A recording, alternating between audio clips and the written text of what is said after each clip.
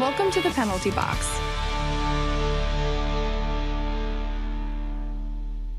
I love that intro, guys. I'm sorry. I like it because it reminds me of a Disney Channel intro. That's what I was going for, and I hope that's what it sounds like. But hey, welcome back, or welcome to the podcast. It's officially Friday when you're listening to this. Happy Friday. You made it through another week. I'm so proud of you. I'm Mia Redders. I'm your host. I yap a lot. I yap a lot about hockey, and that's what we're here to do. But first, I want to say, we hit 20,000 listeners on Spotify. What the heck? What the heck? That's crazy. Thank you so much, first of all. I didn't even think it, it did. I didn't process it before, and now I'm processing it, and I'm like, oh my god, that's crazy. That's a lot of people.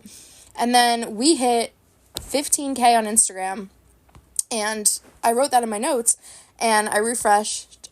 I had a moment right before the podcast just to check how many followers we're at.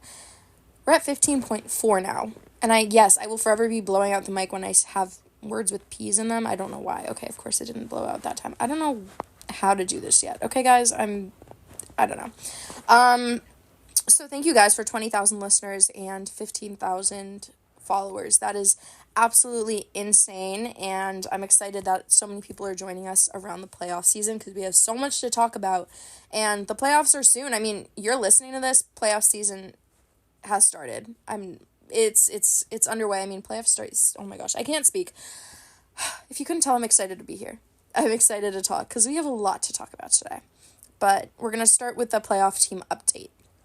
The teams that have made it to the playoffs as of when I'm recording this are the New York Rangers, the New York Islanders, Carolina Hurricanes, Boston Bruins, Florida Panthers, Dallas Stars, Vancouver Canucks, Colorado Avalanche, Toronto Maple Leafs, Tampa Bay Lightning, Winnipeg Jets, Edmonton Oilers, and Nashville Predators. And then once again, as of when I'm recording this, the Sabres, Devils, St. Louis Blues, and Minnesota Wild all got eliminated just the other day, and they will not be making playoffs, which is super sad to me as a Devils fan, but luckily I have my Bruins, and I'm pretty sure I can speak for most Bruins fans when I say that we are praying this year is not a repeat of last year, especially against the Maple Leafs.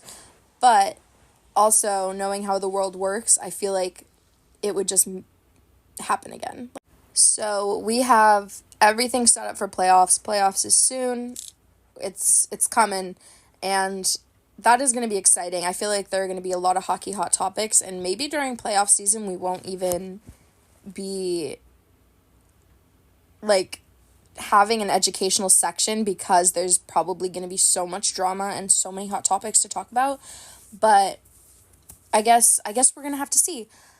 All right, so our first hockey hot topic for today is that Marc Andre Fleury is retiring.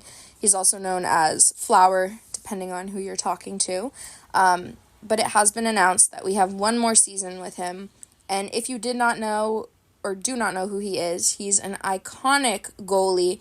Right now he's playing for the Minnesota Wild. And we're going to do a short little spark notes about him and his whole career because he is genuinely a very talented goalie. And I feel like you can see the dedication and the love that he has for the sport. I mean, he is 40 years old.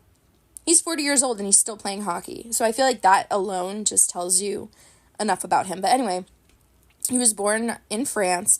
And a fun fact is that he's actually the third goalie to ever get the 500 victories mark in the NHL. And then he's the fourth goalie to reach 1,000 games played, which is incredible. And you got to remember, he started when he was 18. We're going to go back or talk about that in a minute. But he started when he was 18 and now he's 40. That's a long time. Anyway, he was drafted by the Penguins back in 2003, and he was the youngest goalie in the league at 18, which is just crazy. And during his 13 seasons with the Penguins, they won the championships, the Stanley Cup, in 2009, 2016, and 2017. So this guy is a powerhouse. He's a good goalie. He's a very good goalie. And in 2017, he was traded to the Golden Knights. Okay, wait. Let me go back really quick. These are spark notes. He has had his ups and downs. I just want to say that before people come at me and they're like, no, he's not that great. Everyone has their ups and downs. We're highlighting him here, okay? Okay. like I was saying, in 2017, he was traded to the Golden Knights, and then in 2021, he went to the Chicago Blackhawks. Whew, that was a lot. So now, in 2024, he's with the Minnesota Wild. He made his debut with the Wild on March 26th against the Columbus Blue Jackets, and they actually won in overtime 3-2. So good for him. Sadly, though, on April 9th, 2024, which was only last week, the Wild were eliminated from playoff contention, and this is the part that breaks me. But it breaks his 17-year playoff streak. He has gone to the playoffs for 17 years in a row. That sucks that he's like, I'm just so sad for him. I wish he made it, and then he made it again next year, and then he could retire, like, on a high. But anyway, the last time he missed playoffs was back in Pittsburgh in 2006. So, now you are officially caught up. You got a very short Spark Notes of his amazing career. So now, when people are talking about him, you can be like, oh yeah, he had a really long playoff streak. You're welcome. I'm definitely going to miss him, and it's always sad to see a legend go. No matter what team you're on, I feel like if an iconic player is retiring, you're going to take a moment and be like, damn, that's kind of sad. Like, Bergeron, that hurt. I mean, I'm a Bruins fan, so obviously that hurt, but I've had friends that tell me they hate the Bruins, and that was, like, sad for them. So, anyway, congrats on an incredible career, Mark, and I'm excited to see what you do with your last year in the NHL. The next thing we are going to be talking about really kills me, because personally, I am a huge believer of putting yourself in someone else's shoes, and if this happened to my team, I would be in shambles. But if you did not know, the Arizona Coyotes will not be the Arizona Coyotes anymore. And everybody hates this so much. I honestly don't know how this is happening, because all the fans and team members and coaches that I've heard from have said that they do not want this to happen. But there are rumors that the Coyotes will be moving to Salt Lake City, Utah. And we know they're moving, but Utah? Like out of every state, you pick Utah. Can we just have a moment? I know if you live in Utah, that's great for you, but they statistically don't have the highest amount of hockey viewers, and I think that's just kind of like a dumb moment, and we're going to talk about that in a little bit. But the reason they're moving anyway is because they've been looking for a good hockey arena, and they literally have, like, pardon my French, and I'm sorry for being rude, but they have a shit arena, and it's on the campus of Arizona State University. So an NHL team is playing at a literal college university rink. That's crazy. That's what? Like, if you told me the Bruins did that, I would say, what is wrong with you? Their arena can fit 4,600 people. And for people who aren't familiar with, like, these numbers and average seats or whatever, for the Bruins, my home team, their arena can fit 19,580 people. That is a big jump from 4,600.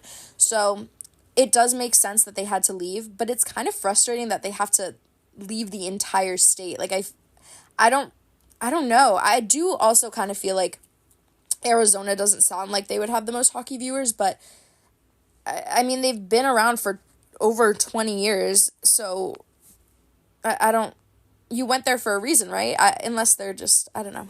I don't have words to say about this, because I just think it's very dumb. Maybe they know something we don't. Maybe I don't know everything. Clearly, I don't know everything, but personally, I would not do it. But Brian Burke, he was the former GM of the Hartford Whalers, the Vancouver Canucks, and the Anaheim Ducks. He says everything perfectly, so I'm gonna quote him. Quote. Oh my God, I just got a notification. I mean, this isn't him talking. This isn't what he's saying. I just got a notification on my phone from ESPN about the Coyotes moving. That is so funny. Anyway, sorry, he said, and I quote, "It should come with an air sickness bag, this whole saga. it's just ridiculous that a city of 6 million people is going to fold and move to a city with 1.5 or whatever Salt Lake City has. So we're going to give up a marketplace of 6 million people for a marketplace of 1.5 million people, where they've never had pro hockey other than the IHL and some AHL teams that were there. Does that make sense to anybody else? It doesn't to me. Make this guy sell the team, get a new team in the right location, and keep playing. End quote. And I completely agree, because like Atlanta and Houston are way bigger markets than Salt Lake City, but the NHL allegedly seems to be going forward with this Utah relocation. And thankfully, to end out their last season in Arizona, they won. And it was 5-2 against the Oilers. And when they left the game, everybody was outside and waving and saying goodbye and crying. And it was emotional. Like, I'm over here saying, like, oh my God, I'm going to cry. But I can't even imagine how emotional it is for everybody who has supported the team for the past 28 years there. And, like, the staff as well. And, I mean, I wonder what happens to the staff, too. Like, not everybody can relocate for a hockey team. And they're not getting the new arena they wanted, but they're getting an entirely new state and place, too. Like, I don't know. I don't know. That's just my personal opinion. If you don't agree with me, that's fine. But Utah really, like, if you're gonna go there, everyone there is gonna have kids by the time they can, like, be drafted. Like, they're gonna be 18 with, like, 5 kids. Anyway, sorry, Utahns. I don't know. Next topic is that the Sabres fired their head coach. And this is something I am all too familiar with as a Devils fan. And I'm sure a bunch of you are familiar with this as well, because a lot of teams have done this season. But the Sabres fired their head coach, Don Granato, I believe that's how you say his name. And this makes him the 7th coach to be fired during their 13-season playoff drought. They have not made it to the playoffs in 13 years. And then they also announced that they're firing the assistant coach, Jason Christie, and then the video coordinator, Matt Smith. So it looks like they are really taking time to tear down the team and rebuild it from the ground up, which honestly, that's good for them for trying new things. And I wonder how they're going to play next season. I think it's definitely good to switch things up if it's not working. Like the Devils, personally, we were all like, Lindy, you need to get it together. It's not working. And I mean, they kind of did, but they kind of didn't towards the end. But maybe okay, this isn't about the Devils, but potential people that could replace Granato include, his name is, I believe, Craig Berube. Sorry, I'm definitely butchering that, but he is a former St. Louis Blues coach. And another option is a Sabres minor league coach. His name is Seth Appert. And a former Sabres captain, Michael Pekka, I believe. He spent 2 seasons as Appert's assistant in the AHL before he was hired as an assistant with the New York Rangers last summer. So those are some good options. I'm curious to see if they're going to pick some of them or somebody else. It's very fun. If you are new to hockey, fun fact, hockey is pretty much a year-round thing. We're going to take a little side tangent and talk about this, because a lot of people get upset that there's off season, and I definitely am upset when it's off season, but there is so much happening in the off season. There's training and trades and workshops and people getting fired, people getting hired, people, like, so many things going on. And if you completely check out during the off season and you come back during the on season, you're going to be like, this team is completely different. What did I miss? So I feel like a lot of casual viewers don't even, I mean, they probably do know that, but yeah, I don't even remember what I was trying to get at, but I promise it was important, okay? Oh my God. Okay, the last thing whoa, I just blew out the mic. I'm so sorry, guys. The last thing we're going to talk about is the IIHF World Championships that are coming up. And it is a hot topic right now because it's coming up, but it is also our education portion for today. And for my rookies here, the IIHF is an international men's hockey tournament, and it has 16 teams in the championship group, and then 12 teams in Division 1, 12 teams in Division 2, and 12 teams in Division 3. I'm sorry, I know that was a lot, but hang in with me. Hang in with me? Hang in there with me, okay? So the World Championships, it's open to anybody, professional, amateur, whatever, since 1977, but they do have requirements to be eligible to play. Some of those requirements are that each player has to be a citizen of the country he represents. Each player has to be 18 years of age on the day the respective championship starts, or be at least 16 and obtain an underage waiver. And then each player must be under the jurisdiction of an IIHF member national association. So those are like the main three. And if a player who has never played in an IIHF competition changes their citizenship, they have to participate in like national competitions in their new country for at least 2 consecutive years and then have an international transfer card, which I think is pretty cool, so that you're not going around and around being like, oh, I'm on Team Canada now. No, I'm on Team USA. Like, you can't country hop or anything. But if a player who has played with the IIHF before wants to change their national team, they have to play in their new country for 4 years, and you can only do this one time. So, those are like the main ideas, and this does take place during the same time as the Stanley Cup playoffs. So, NHL players generally only really play in the tournament if their NHL team missed the playoffs, or once they have been eliminated from the cup contention. And because of this, it's also really common for a lot of NHL players to join the World Championships while it's in progress. So be on the lookout for new additions. I know we're getting new add-ons and new names by the day. We got Luke Hughes recently. I think Jack Hughes and Quinn Hughes are all playing. I don't know if they're playing for the same team. I completely forget, but that's kind of crazy. Imagine all 3 of your sons playing in the IIHF. That's insane. But anyway, now we're going to cover some of the actual, like, game differences, because they do slightly differ, very slightly. One difference between the NHL and the IIHF rules is the rink dimensions.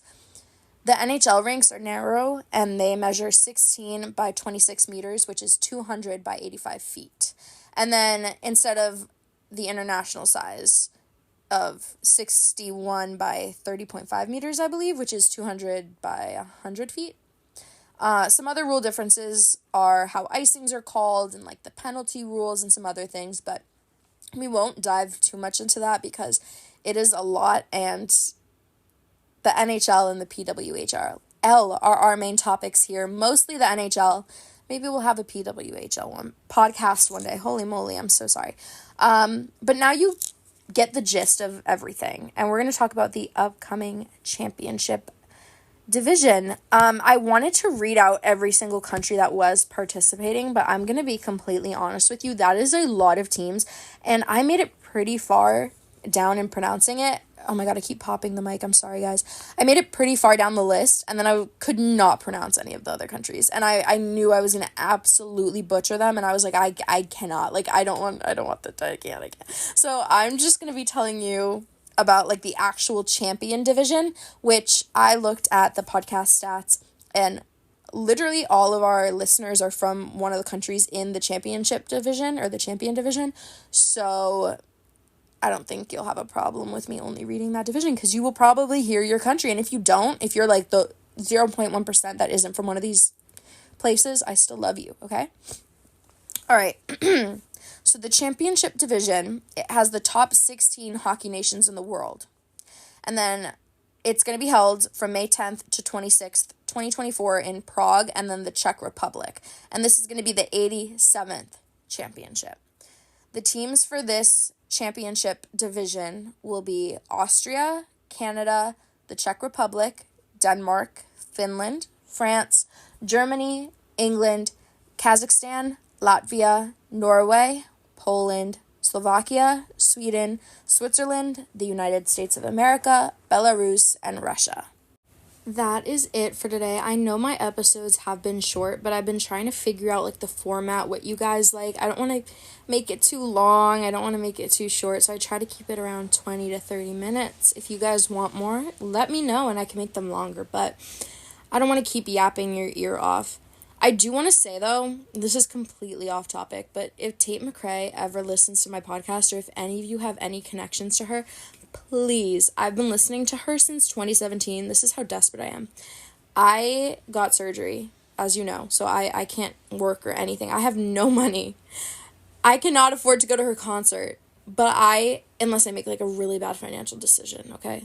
That's what I mean.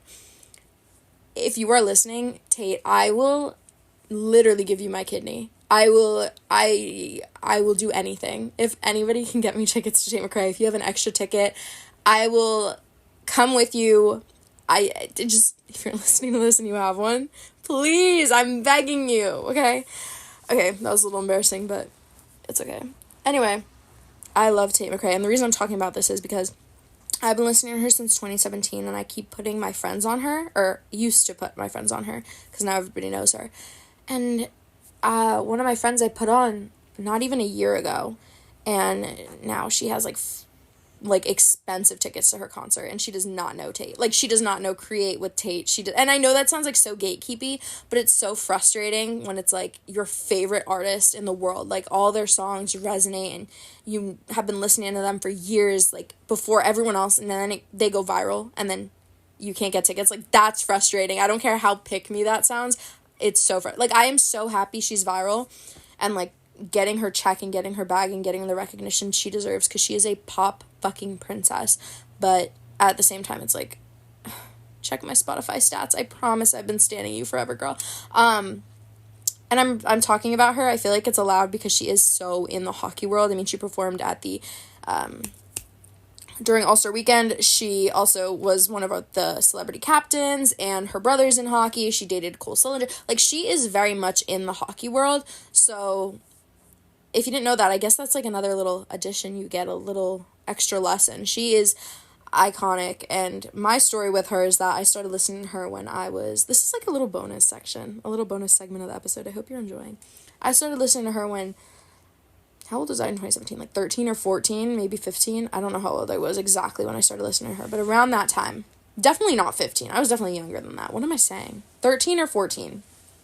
And I also, I watched her on So You Think You Can Dance. I watched her, that sounds so stalkery, but it's like, she genuinely has always had such talent, and I used to get so excited when she would release new videos, and I would always tell my family, like, no matter what she would release, it was a bop. I mean, they weren't all, like, hyper, most of them were, like, kind of sad, but every song she released was so fucking good. All the lyrics are so good.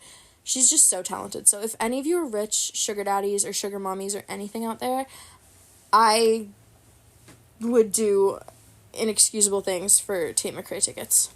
Anyway, let's just hope I can heal so I can go back to work in time, because that's just what I need right now, and I'm still in the healing process. I still can't sleep normally or anything like that, so we'll just hope that I can make big banks. The hell? That's a lot of money, okay? Anyway, thank you for listening to this episode. If you're still listening after this weird ass little tangent, thank you. That means, do you like me? Do you have a crush on me? Or maybe we're just best friends. Maybe you just love me like that. In that case, I love you too. I'm really thankful you like me because I like you. And if you're listening to this, that means you like hockey, so we'd probably get along. So be my friend. Thank you. Anyway, thank you guys for the constant love and support. It means the world to me, and I will see you guys next week. We will officially be full on in playoff mode. I wonder what we're going to talk about. I wonder if it's going to be a crazy playoff season. Is it going to be tame? I'm kind of hoping it's crazy. I'm kind of hoping there's a lot to cover. So I will see you guys then. And yeah, I'll see you in the penalty box. Bye, guys. Love you. Mwah. Thanks for tuning into the Penalty Box Podcast. Don't forget to connect with us on social media by searching for the Penalty Box. Also, make sure you hit that follow button on Spotify. And if you enjoyed the show, leave us a 5-star review. Until next time, see you in the Penalty Box.